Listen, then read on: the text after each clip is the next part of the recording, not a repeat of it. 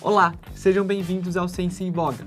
Essa é uma iniciativa do Instituto de Ciências Biomédicas, da Escola de Comunicação e Artes e do Núcleo de Inovação e Tecnologia do Hospital Universitário da USP. Eu sou Arthur Catanzaro, neurocientista e host deste programa. Olá, eu sou Ana Maria Orellana, farmacêutica, neurocientista e também host do Ciência em Voga.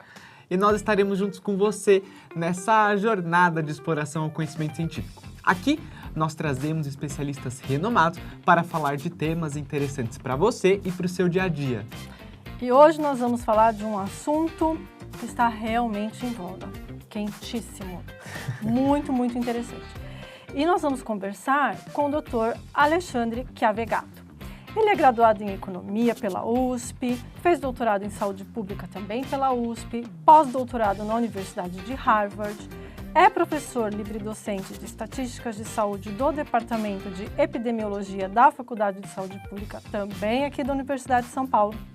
Atuou como professor convidado e pesquisador visitante em Harvard, nada menos. Em 2020, foi premiado com o prêmio Abril e DASA de Inovação Médica e também em 2022 recebeu o prêmio Excelência para Novas Lideranças em Pesquisa da USP.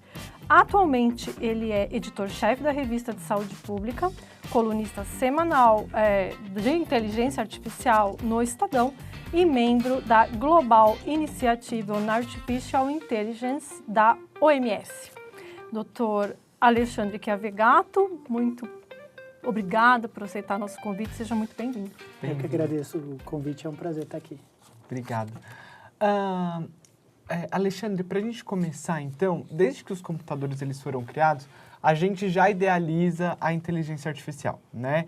Isso há um tempão já, né? Desde então, o próprio pai da computação, Alan Turing, em 1950 também desenvolveu o teste Turing para avaliar o comportamento inteligente de uma máquina e tudo. Curiosidades aí. Mas o que é, então, essa inteligência artificial? O que é que tanto se fala? Pode explicar o que é pra gente? É uma área bem ampla, né? Então, de uma forma bem simples, são máquinas ou computadores tomando decisões que a gente identifica como inteligentes. Tá. Aí seria a inteligência artificial. Existem duas grandes formas pelas quais os computadores conseguem tomar decisões inteligentes. Ou você programa diretamente esse computador para tomar uma decisão inteligente. Você vai lá e escreve todas as regras, né, por exemplo, na área da saúde. Né? Esse paciente chega com esses sintomas, tem essas características, então um provável diagnóstico é X, por exemplo. Né? Você vai lá e você escreve as regras. Tá. Isso é uma forma de computadores tomar decisões inteligentes. Essa forma, hoje a gente chama de inteligência artificial clássica, tá? O boa e velha inteligência artificial, GoFi, Good Old Fashioned AI, que era a forma clássica pela qual os algoritmos conseguiam tomar decisões inteligentes. Nos últimos anos, nas últimas décadas principalmente, nos últimos 15, 20 anos, começou a ascender uma área que nós chamamos, a crescer uma área que nós chamamos de machine learning, tá? O aprendizado de máquina, que são esses mesmos computadores, essas mesmas máquinas, aprendendo as regras de decisão a partir de exemplos. Tá? Então, hoje a gente não programa mais diretamente as regras, nós orientamos o aprendizado desses algoritmos para eles aprenderem as regras de decisão de como tomar uma decisão inteligente. Tá? Então, agora tem é por isso que a área tem crescido tanto. Tá? Porque nós temos muita dificuldade, como seres humanos, de explicar nossas decisões inteligentes. Tá? Até as coisas mais simples. Né? Por exemplo, diferenciar um gato de um cachorro. Tá? Todo mundo sabe diferenciar um gato do cachorro, mas você coloca para a pessoa explicar por que ela sabe que um cachorro é um cachorro e um gato é um gato, ela começa a ter muita dificuldade de explicar. Porque, né, os dois têm 4 patas, os dois têm orelhas, aí as pessoas começam a falar, o gato é um gato porque tem orelha pontiaguda. Mas não é por causa disso, tem muito cachorro que tem orelha pontiaguda. É um gato porque tem bigode. Também tem cachorro que tem bigode. Então, um exemplo super simples para vocês verem como as pessoas têm muita dificuldade de pré-estabelecer essas regras, mas a gente aprende essas regras como diferenciar um cachorro de um gato.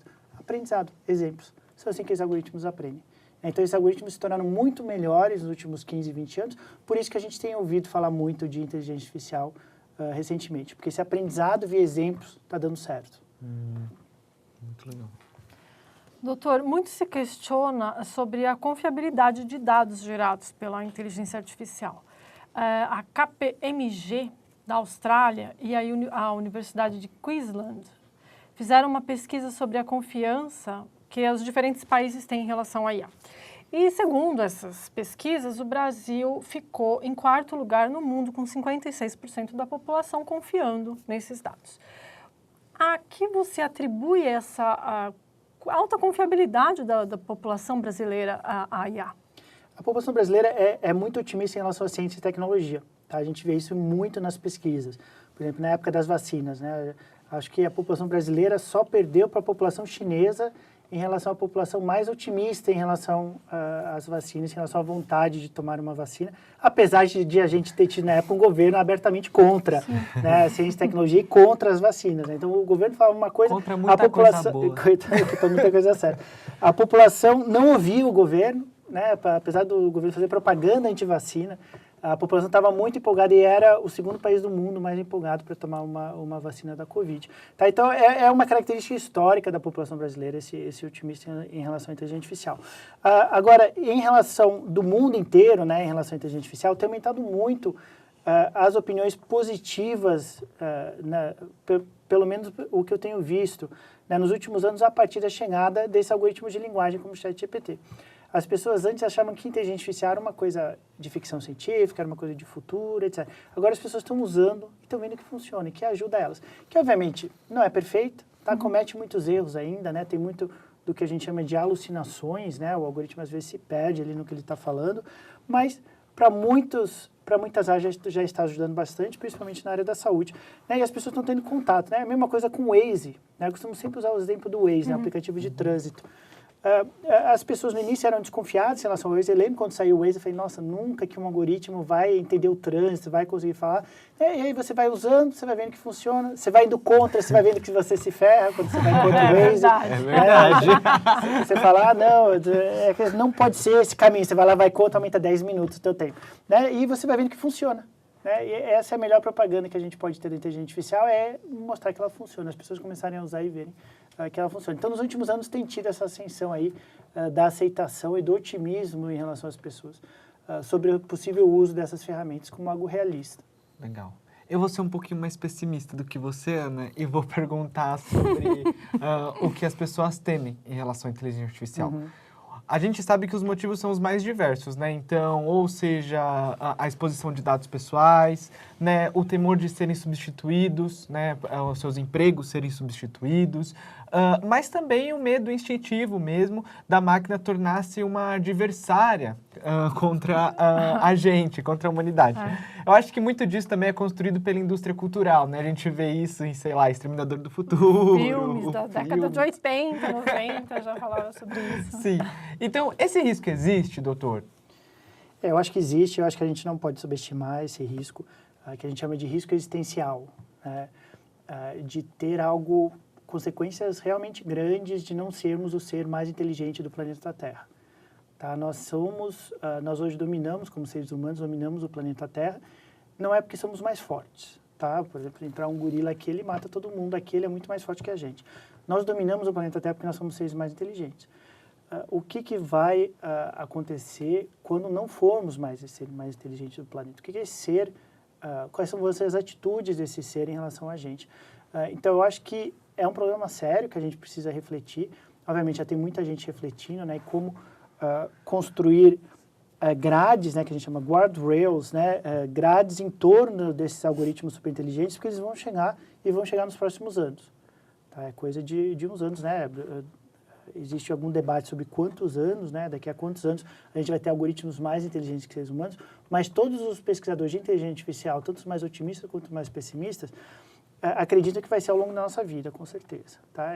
Os mais otimistas estão falando no próximo ano já, tá? Que a gente vai ter algoritmos mais inteligentes em tudo do que seres humanos, né? Que a gente chama de super inteligentes, né? O AGI, né? AGI é um degrau um pouco abaixo. Mas aí, depois do AGI, que é Artificial General Intelligence, que alguns já falam que já está aqui, e alguns desses algoritmos já são mais inteligentes que seres humanos em todas as tarefas, eventualmente a gente vai ter algoritmos super inteligentes. Tá.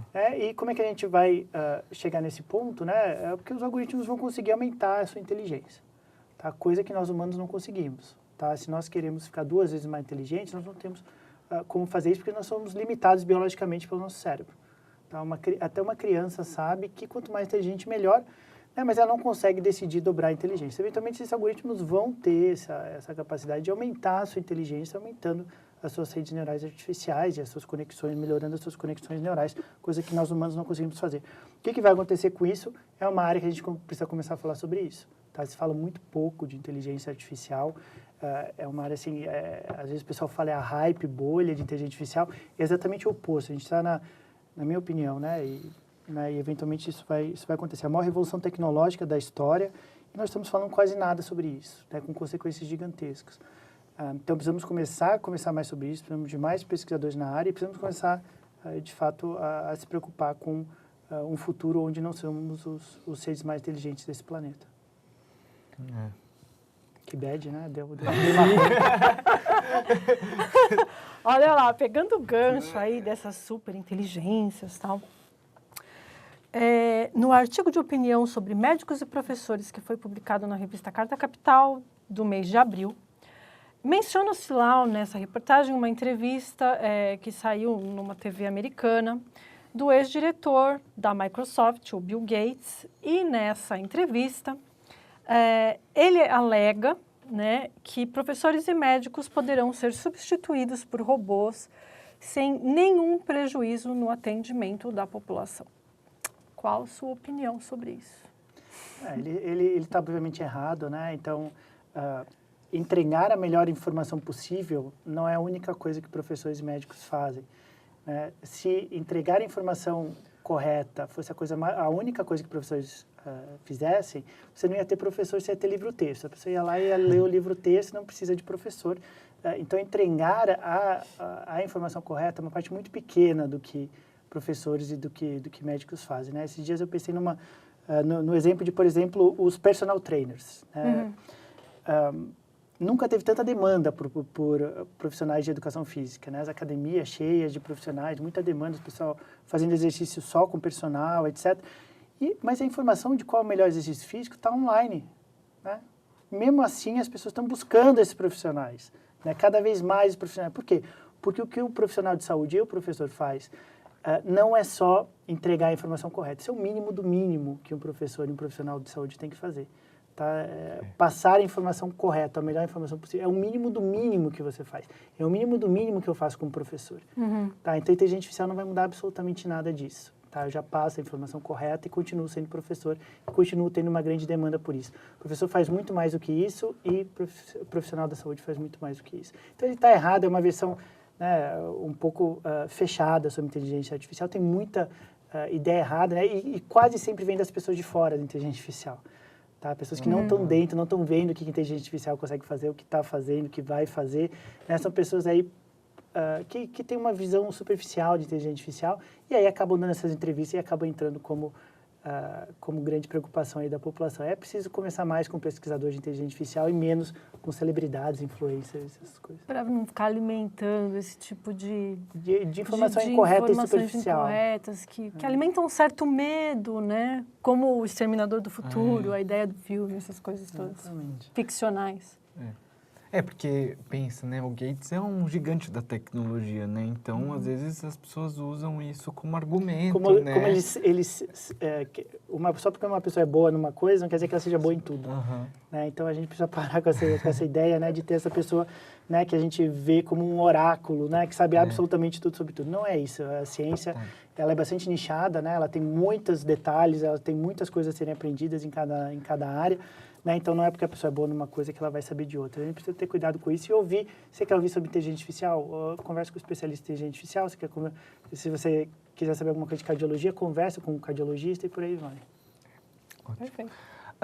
Doutor, você agora falou, a gente estava conversando sobre profissional de saúde, então vamos entrar mais para essa área que é o que você estuda e está mais envolvido. Hoje a gente sabe que a inteligência artificial ela tem sido muito utilizada dentro da saúde, dentro da área da saúde.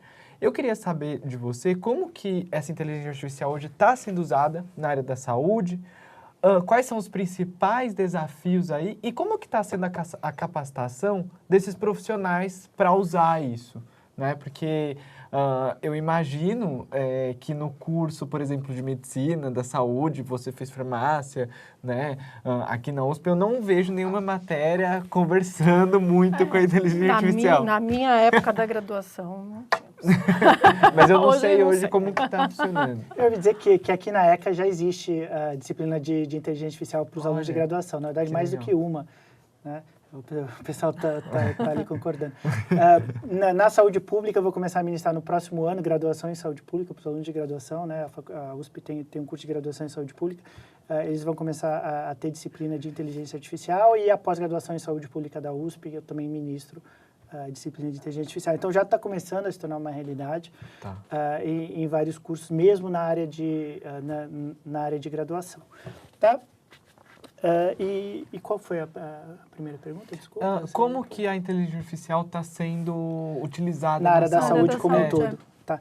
Então, nesse primeiro momento, né, a inteligência artificial está sendo usada na área da saúde em problemas de gestão em saúde. Tá. Então, os hospitais estão usando inteligência artificial, por exemplo, para gerir a sua fila de pacientes. Por quê? Porque não são todos os pacientes que precisam exatamente de 20 minutos ou 40 minutos. Tá, você vai ter paciente ali que vai precisar de 1 minuto, vai ter ali paciente que vai precisar de 1 hora, tal. E aí você coloca todo mundo no mesmo tempo, você acaba tendo alta demanda para alguns profissionais, baixíssima demanda para outros. Então, como é que você otimiza essa fila? Você consegue fazer uma predição, dadas as características do paciente, quanto provavelmente de tempo ele vai precisar numa consulta, você otimiza a fila de pacientes nos diferentes profissionais assim. Né? E em decisões de triagem, decisões de quanto capital humano e capital físico eu vou precisar no meu hospital no fim de semana, por exemplo, quantos leitos de UTI eu vou precisar no fim de semana. Depende das características dos pacientes que eu tenho hoje internados no meu hospital. Eu consigo fazer uma predição, dadas essas características desses pacientes, vou precisar de 3 leitos de UTI no fim de semana e 2 intensivistas, por exemplo. Eu consigo organizar a gestão do meu sistema de saúde.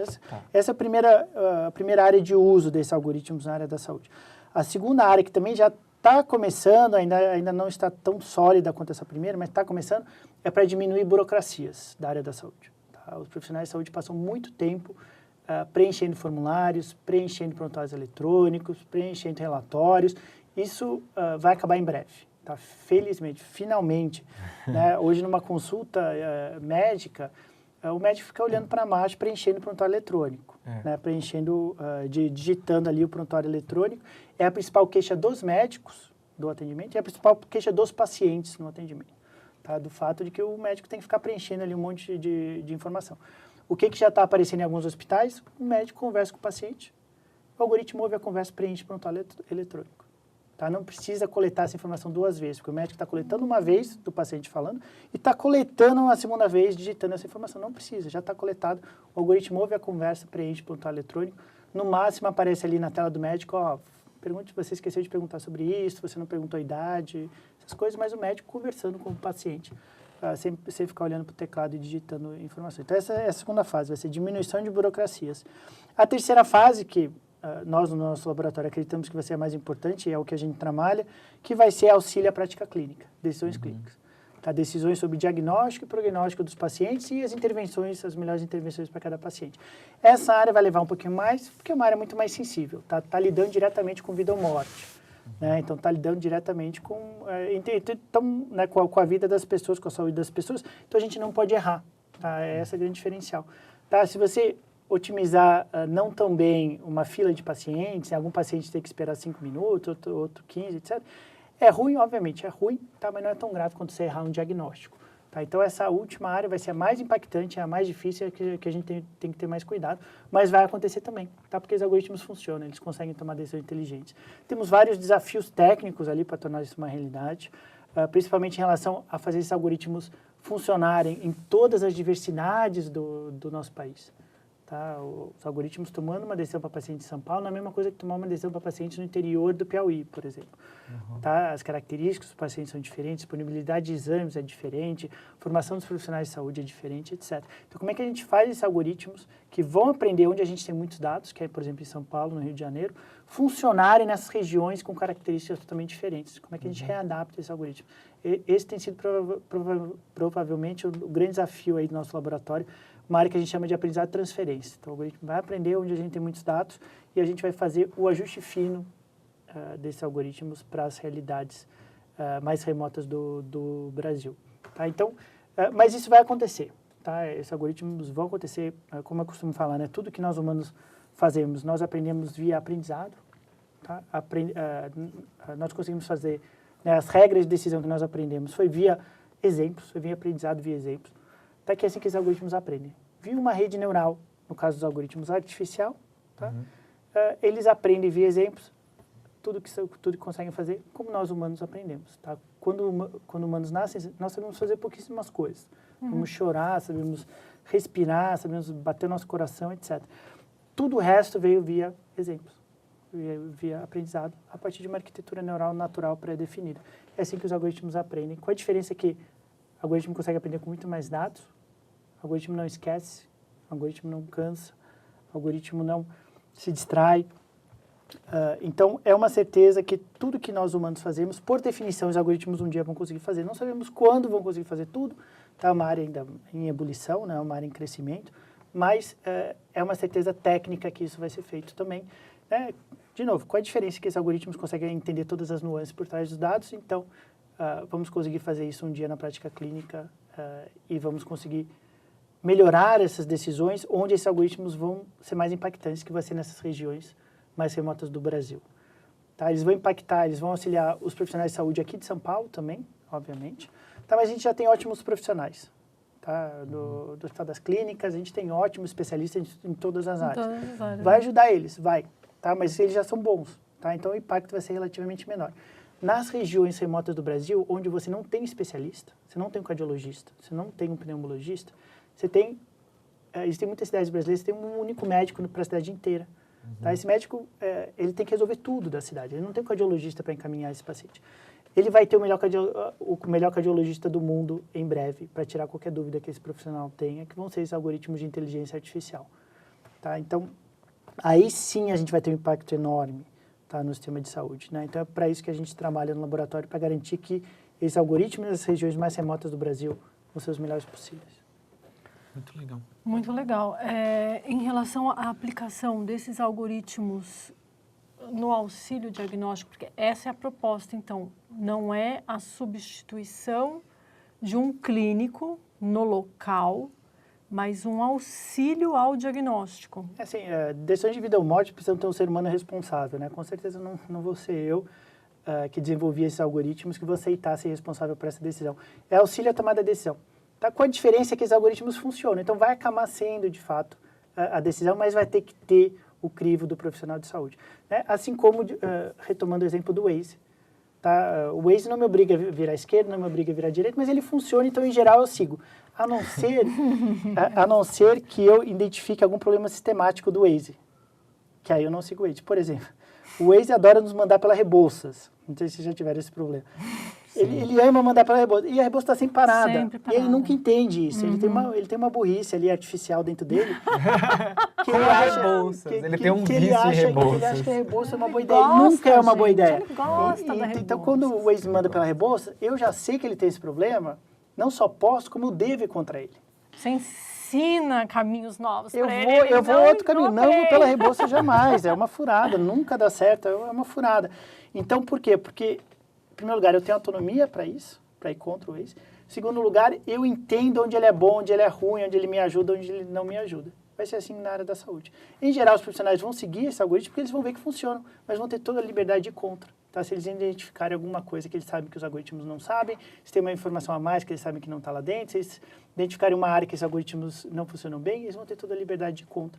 Sempre com o crivo do profissional de saúde, nunca como tomada de decisão, porque, de novo, tem que ter uma pessoa responsável, não vou ser eu que desenvolver esse algoritmo, jamais aceitaria ser responsável por essa decisão. É um auxílio à decisão que tem erro, como toda decisão, principalmente na área mais difícil e mais complexa de todas, que era a da saúde. Entendi. É porque o que me ocorreu aqui, como leiga no assunto, que é essa epidemia de todo mundo procurar tudo no Google, né? Então, todo mundo sabe mais do que o médico. Já chega no consultório com o diagnóstico pronto, já sabe o que tem que tomar.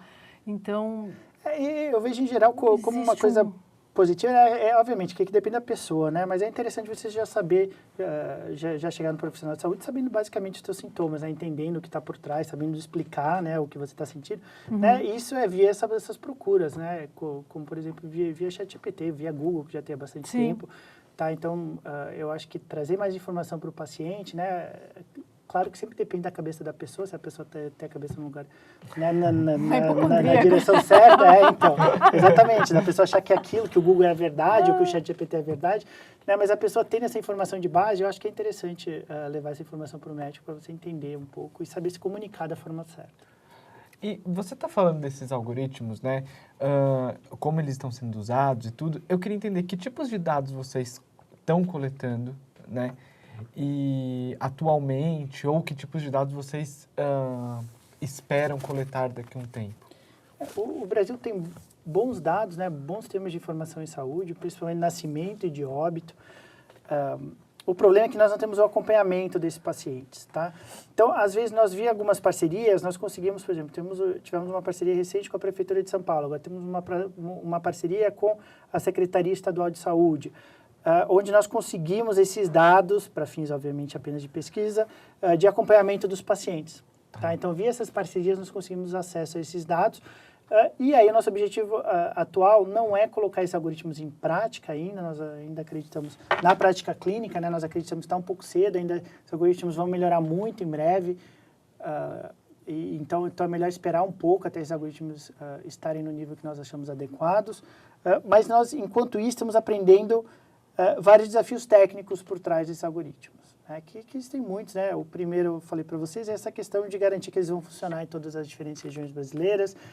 Outros desafios incluem a questão da privacidade, como é que a gente garante que esses dados não vão vazar, né? Os dados dos pacientes a gente não vai perder eles, às vezes a gente nem recebe esses dados de paciente, né? Uma técnica que a gente tem trabalhado chama aprendizado federado, que é o algoritmo que vai no hospital e aprende, tá? Vai no outro hospital, aprende sem nunca o dado do paciente sair do hospital.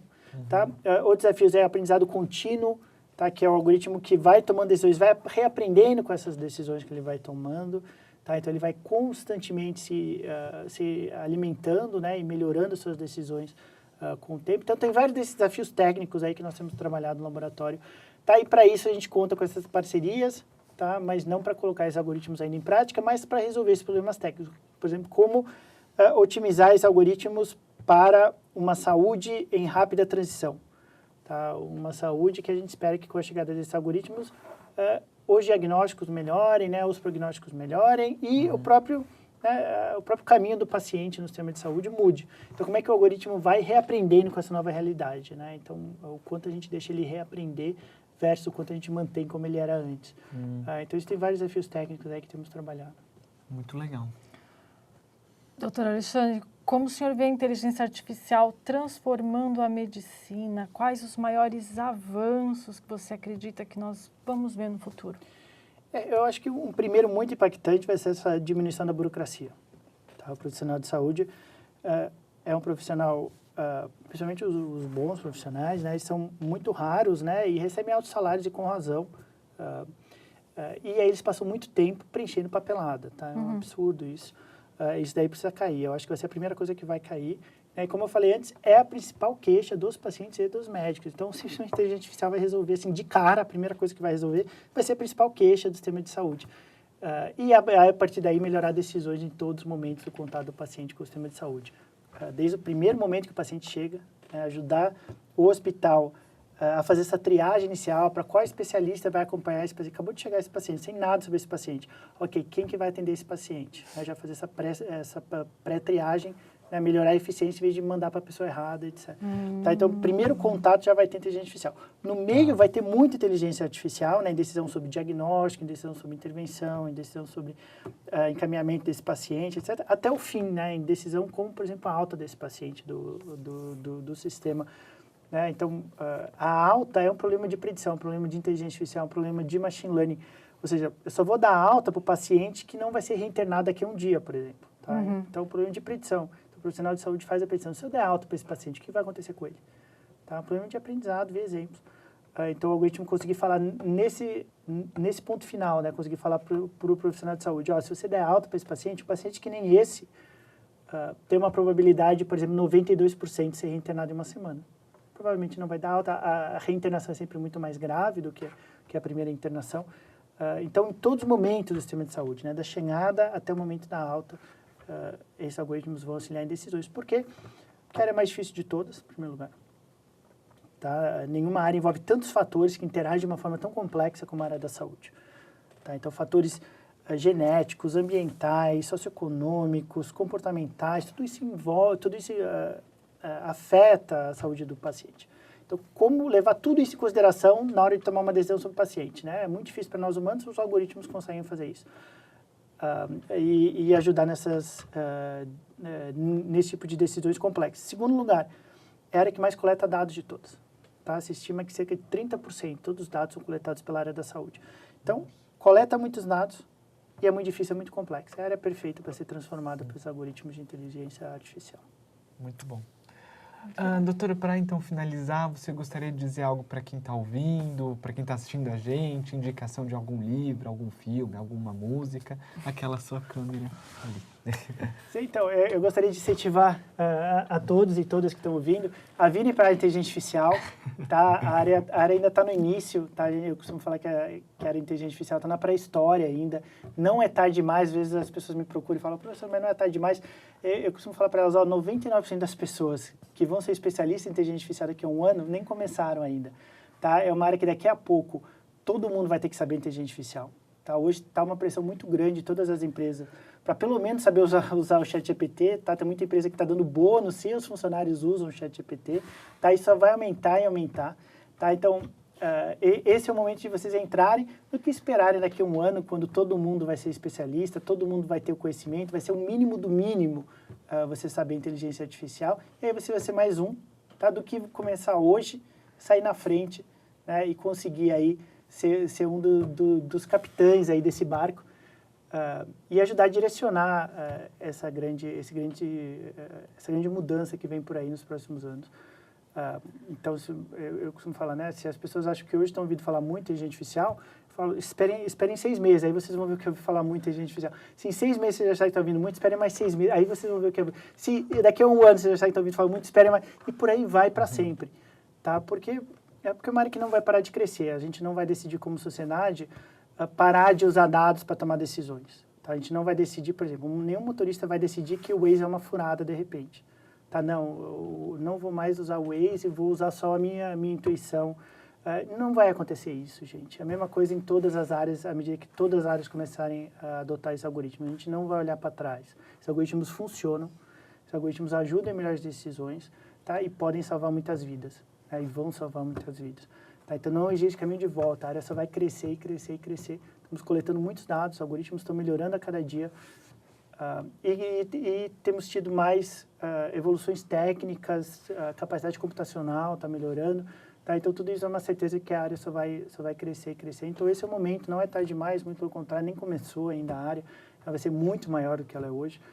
Então, hoje é o momento de entrar na área, pesquisar, né? E às vezes vocês gostam da área, né? E é uma oportunidade de emprego enorme, tá? Para quem está, às vezes, à deriva, né? Não sabe muito bem o que fazer. Uma certeza da área de inteligência artificial de machine learning é que o teu salário vai ser alto, tá? Você pode não gostar da área. Vai bombar de candidato. Com certeza o salário vai ser muito alto, porque é uma área difícil, tá? Que envolve programação e envolve estatística.